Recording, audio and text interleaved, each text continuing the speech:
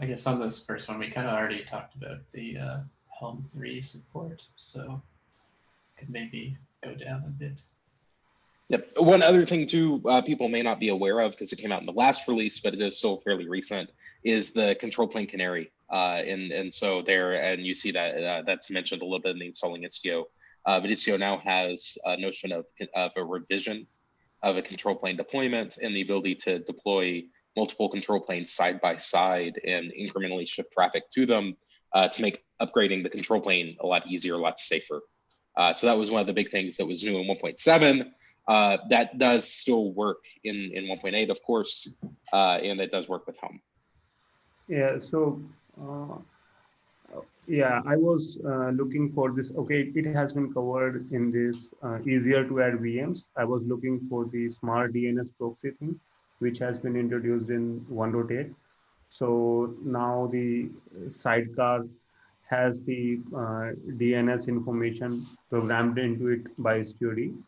So if anything if any host name which the Istio knows, the request, the DNS queries will not go out of the machines of the pod, and it will be served by the local sidecar. And this helps a lot in the multi-cluster scenarios and also in the virtual machine use cases. And can you scroll down just a little bit there on screen? Yeah, this one I'm talking about. Is it? Oh, your screen share is not live, unfortunately. Yeah. Oh. Here, I'll let me. Can you? Yeah, I'll take over from you. Yeah. Let me stop sharing. Here we go. So yeah, like Vikas was talking about, hopefully y'all can see this. Yes. Yep. Right. So like we talked about the installing upgrade, great. Multi-cluster is relevant. So I'll come to so VMs, which Vikas was just talking about, in particular, the smart DNS, right? Yeah. And auto registration are two big ones there. If y'all are not aware, another thing that was added in 1.7 was this workload entry in WorkloadGroup APIs, which we put in place as groundwork to enable VM support. And so those are two new things that work together with service entry to be able to define individual endpoints in a service much more granularly. We use that for VMs as well. And auto registration takes care of creating those resources on behalf of VMs that are part of the mesh.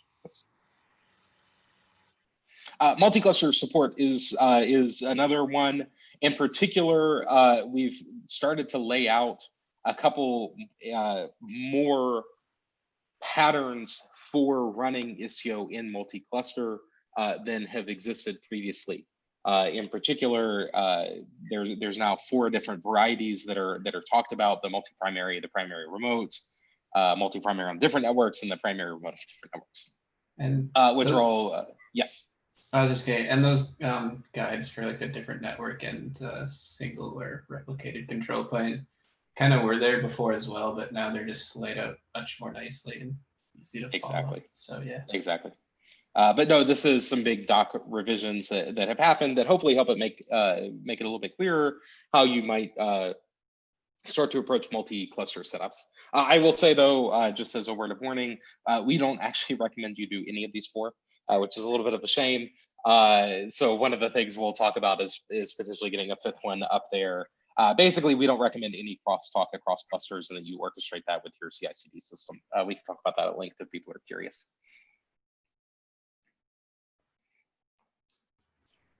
I think, Weston, you talked some about the certificate API work already, didn't you? You want to touch on that a bit? Yeah. So I guess previously there was like the Istio certificate signing request API, and if you wanted to integrate, you had to implement that. And just because it was less standard, there's less integrations. But yeah, now in this one, there's a standard Kubernetes Csr Api integration. So I believe Istio D, when it gets a certificate signing request, it will still like approve it, but then it will leave it up to a third party to sign that CSR, and then that's how you'll get your certificate. So yeah, it opens like Vault integration, for example, there. Yep. And this is one, we really strongly recommend that in production deployments, everybody roots Istio in their existing PKI, right? You don't want two PKIs. And this is also important. I know people ask about VMs. This is really important for facilitating communication across your new infrastructure that's running in Istio and older things that are running, that are not, things like VMs and bare metal deployments.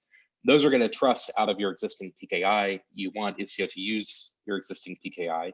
It's been a barrier to get Citadel that certificate. That's why Vault and things like that are useful. So now you can do this through Kubernetes at the platform layer as well. So it makes it hopefully a little bit easier still. It's like if someone has external CA which is compatible with Kubernetes CSR API, then that can be used transparently for the Istio workload certificates as well.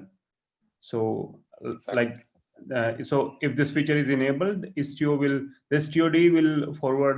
will generate the CSR request at the Kubernetes API server, and this external CA can then generate the workload certificate, which the STOD will then pass on back to the proxy Istio agent, which has requested the cert, workload certs, and then over the STS, this certificate will be passed on to the envoy. Exactly. And in that way, Istio can still handle rotation and actually provisioning the credentials, but you still get to control signing with whatever backend signer you're using. One of the other ones, and I'm actually very excited about this one as well. I'm always excited actually about the Istio control stuff that lands. In particular, Bug Report is a great tool for helping us both as like vendors and us as developers on the project actually understand kind of what you're doing, what your setup is, and therefore what is going wrong. So that's a great tool. That one is actually pretty new. One that is not so new is Istio Control Analyze. And if you've been using a recent version of Istio, you've had analysis actually happening via Galley at runtime as well. If you check the status on your Istio objects, you might see errors, for example. Istio Control Analyze runs that outside of the cluster, and it can run it in a bunch of different modes. And so now it shows some better validation errors than we returned before, including things down to stuff like the line number in an object. So that's pretty exciting. And then one final thing that I'll touch on here, or that we'll touch on here before we go back to questions, is that Mixer is gone. This is very sad. Mixer was actually the original piece of Istio that I started to work on. And so that's pretty crazy to see it now sunset, but it's pretty cool to see it have lived out its life and now go away. WebAssembly is the new hotness that'll start over and that will start to replace Mixer, and so that's also pretty exciting. WASM lets us do a lot of really cool stuff, and that's maybe a whole. I think we actually had an AMA on that not too long ago. Yeah. And I think there is one more worth mentioning enhancement in 1.8, and that is the support for the name in the Istio operator CR. And by doing that, what now is achieved is that it is possible to separate out the upgrade lifecycle of the STOD, the control plane, and the gateways. Without this, it was not possible until now to upgrade the control plane, the STOD, and the gateway separately, so which was very risky.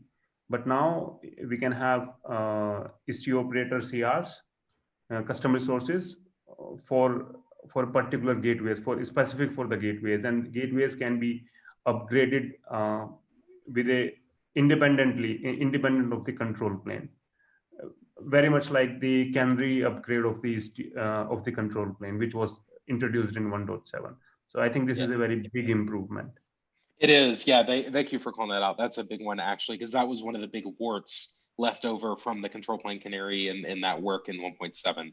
And so now that loop has kind of been closed, and that whole upgrade story is actually a lot cleaner now, which is phenomenal. True.